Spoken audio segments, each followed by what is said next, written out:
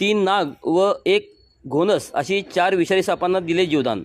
मिरज येथे Miraj snake rescue टीमने दिले 4 विषारी सापांना जीवदान।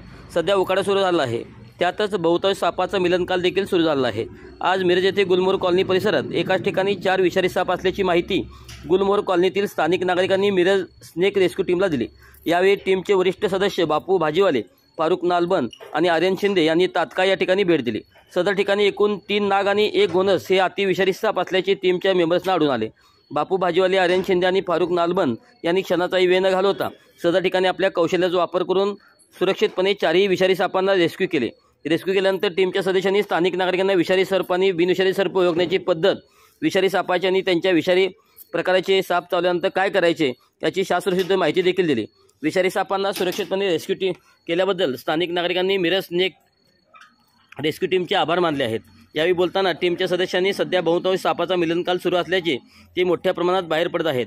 आपल्या परिसरात साप आढळून आल्यास कृपया त्यांना न मारता मिरज स्नेक रेस्क्यू टीमच्या मेंबर्सना किंवा इतर सर्पमित्रांना बोलावून त्यांना सुरक्षितपणे रेस्क्यू करण्याचे आवाहन केले आहे। मिरज शहरात एकाच ठिकाणी अतिविषारी 3 भारतीय नाग आणि 1 घोणस रेस्क्यू करण्याची ही कदाचित पहिलीच घटना असावी।